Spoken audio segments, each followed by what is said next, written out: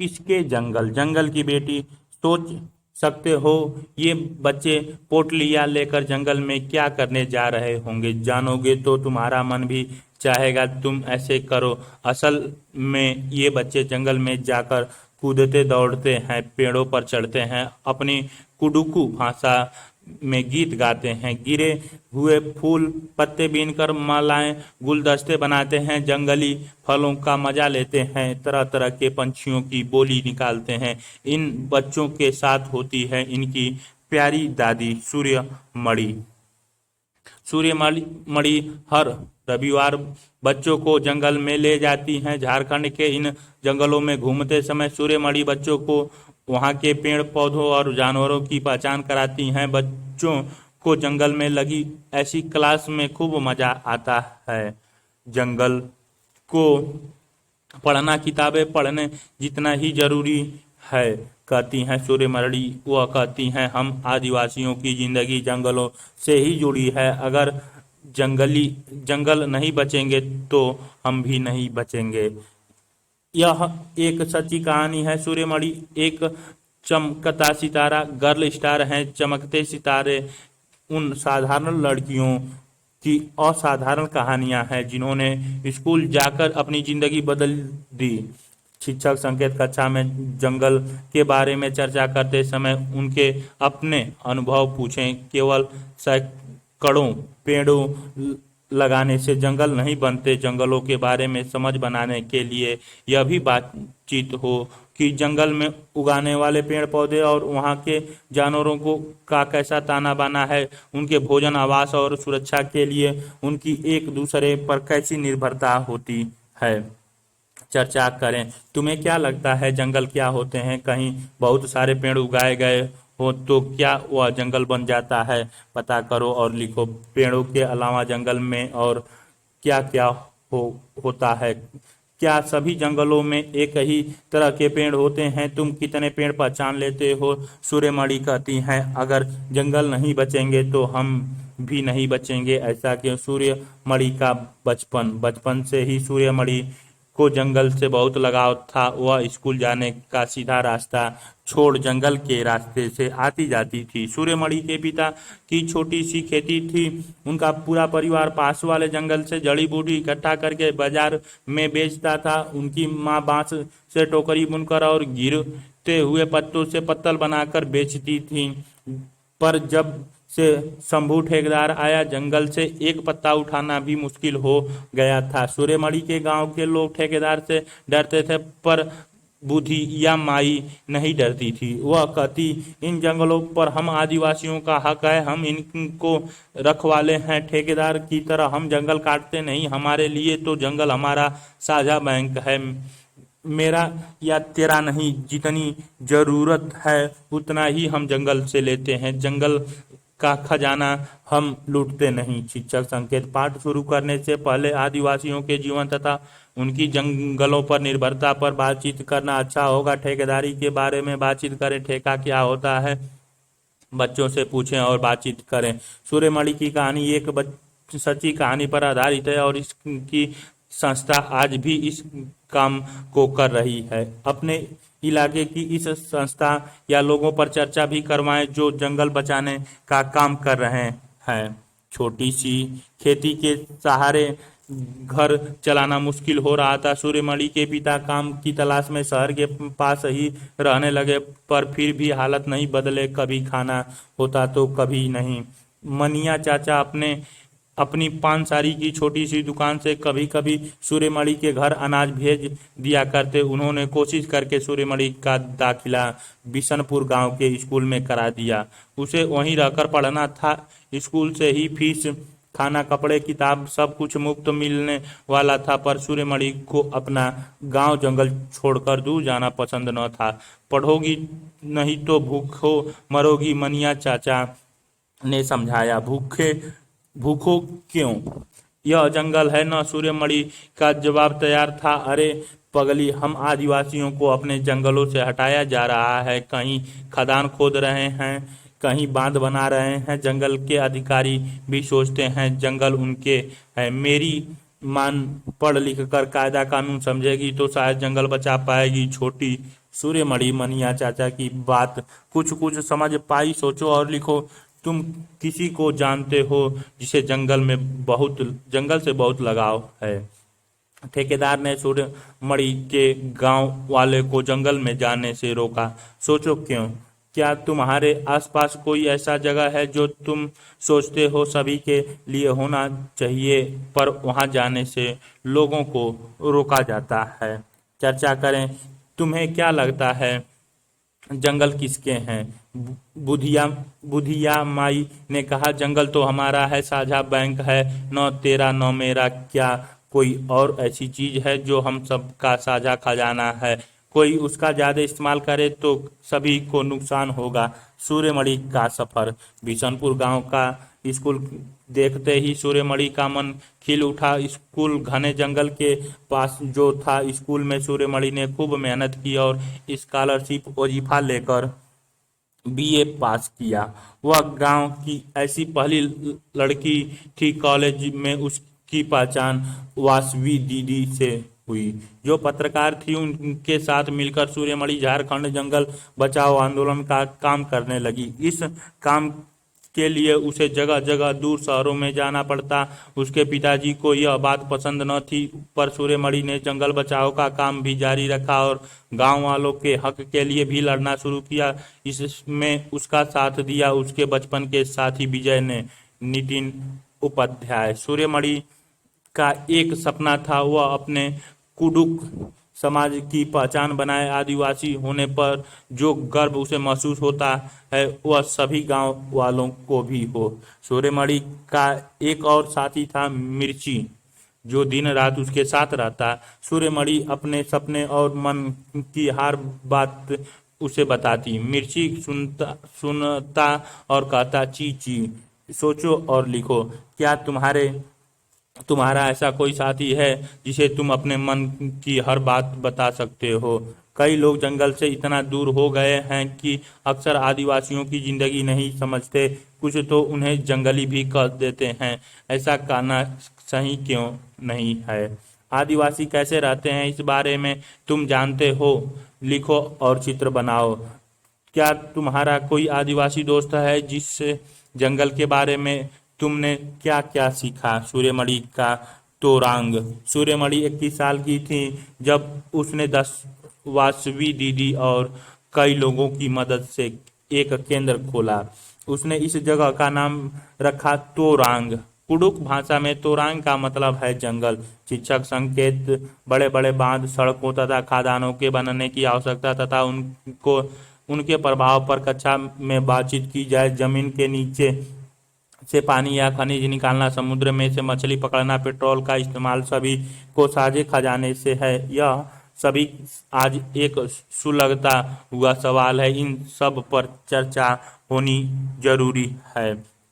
सूर्यमणि चाहती थी कि लोग त्योहारों पर अपने गीत गाने को गाएं, उन्हें भूले न और अपने पहनावे को चाव से पहने। जड़ी बूटियों की समझ और बांस की चीजें बनाने की कला बच्चे भी सीखें। अपनी स्कूल की भाषा तो सीखे ही, अपनी कुडुक भाषा का रिश्ता भी उससे जोड़ें। यह सब तोरांग केंद्र में होता है। तोरांग में कुडुक समाज और अन्य आदिवासियों की खास किताबों को संभाल कर रखा गया है। गाने बजाने की कई चीजें जैसे बांसुरी, तरह तरह के ढोल भी। नितिन उपाध्याय द्वारा ये चित्र बनाई गई है।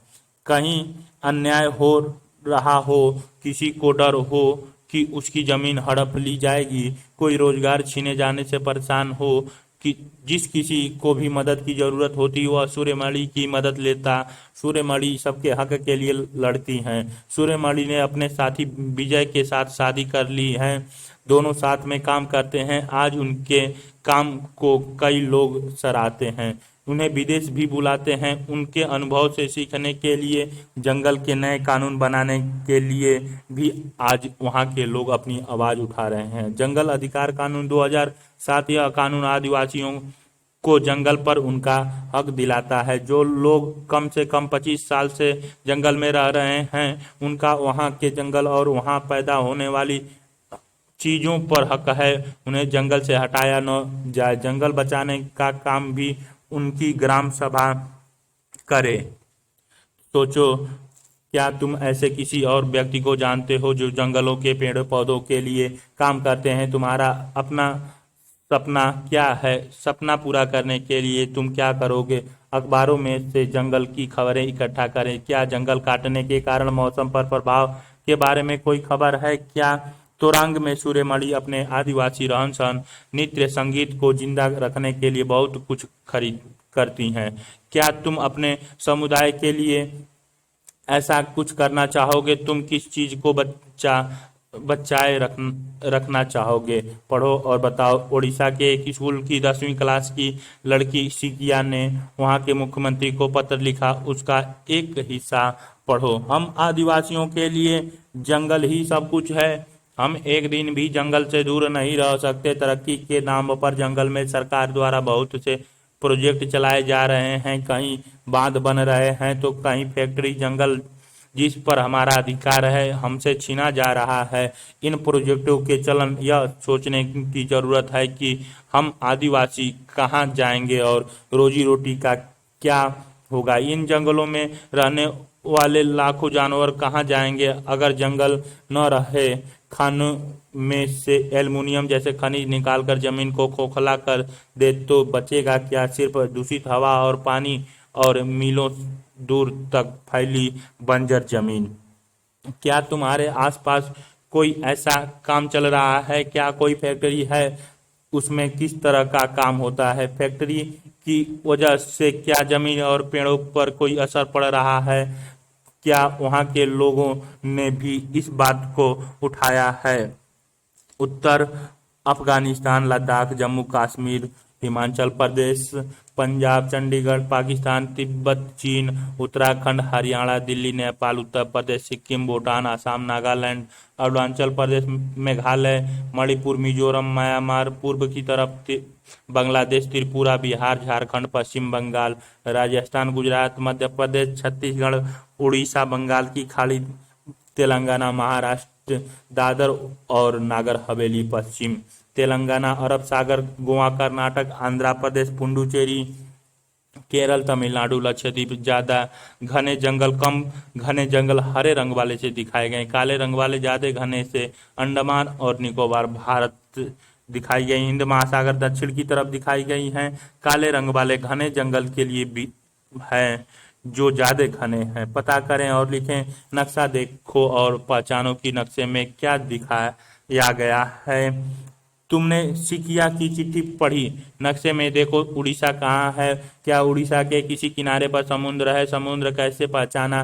नक्शे में और कौन कौन से ऐसे राज्य हैं जिनके किसी किनारे पर समुद्र है? नक्शे में सूर्यमणि का राज्य झारखंड कहाँ है? नक्शे में जंगल कहाँ कहाँ है? कैसे पहचानोगे?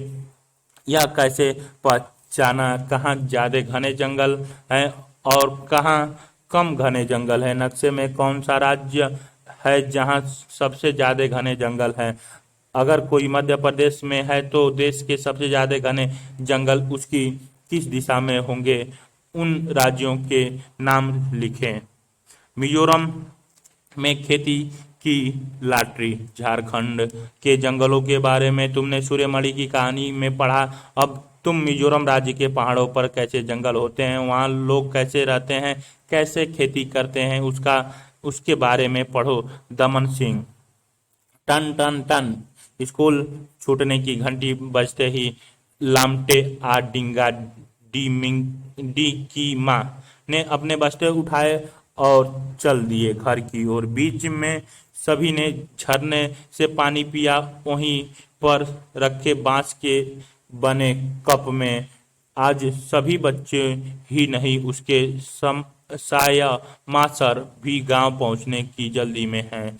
आज शाम गांव में खास सभा बैठने वाली है। इस साल किसी परिवार को खेती में कितना जमीन मिलेगी इसकी लॉटरी निकलने वाली है।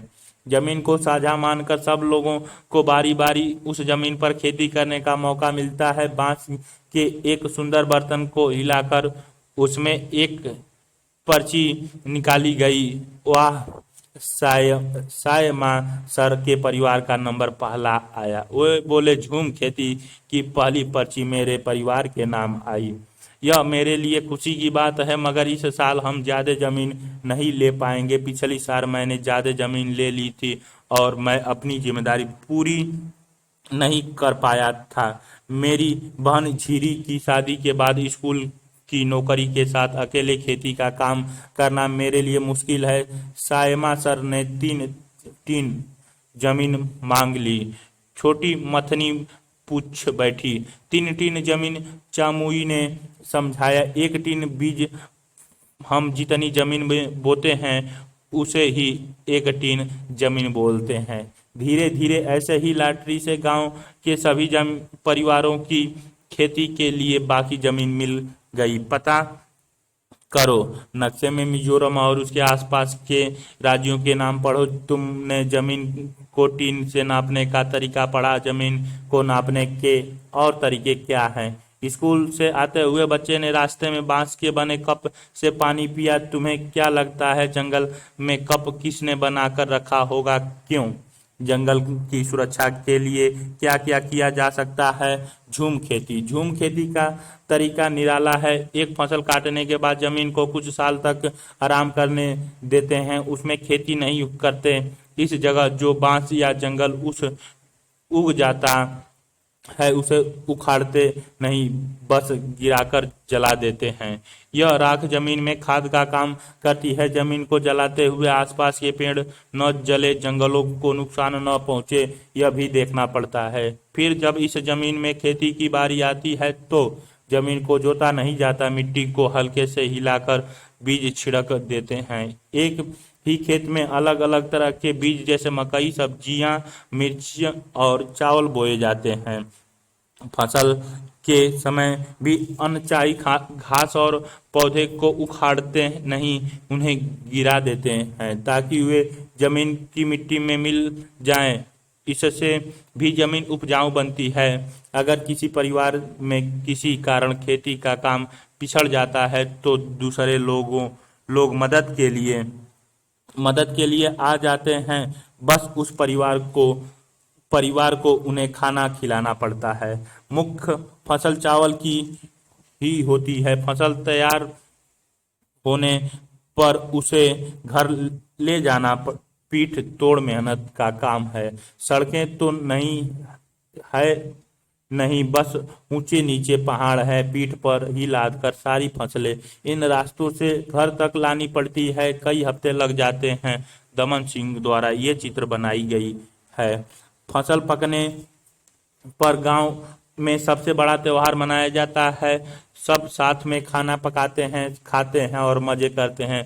चेराओ नाच भी करते हैं। इस नाच में जमीन पर बांस की डंडी लेकर दो दो लोग की जोड़ी आमने सामने बैठती है। ढोल की ताल पर डंडियों को जमीन पर पीटते हैं। डंडियों के बीच लोग एक कतार में खड़े होकर कूदते हैं और नाचते हैं। चराओ नाच के बारे में पता करो, कक्षा में नाच करो। मिजोरम में लगभग 3/4 लोग जंगलों से जुड़े हैं। मुश्किल जीवन जीते हुए भी लगभग सभी बच्चे स्कूल जाते हैं। इस चित्र में देखो बच्चे कैसे मस्ती में पत्तों से सीटी बजा रहे हैं। ऐसी कई सीटियां तुमने भी तो बनाई है। दमन सिंह द्वारा ये चित्र बनी है। क्या हम समझे? भास्कर भाई की खेती और झूम खेती में क्या समानता है और क्या फर्क है? सूर्यमणि को जंगल से बहुत लगाव था। अपने शब्दों में समझाओ क्यों? झूम खेती में तुम्हें क्या कोई बात अनोखी लगी?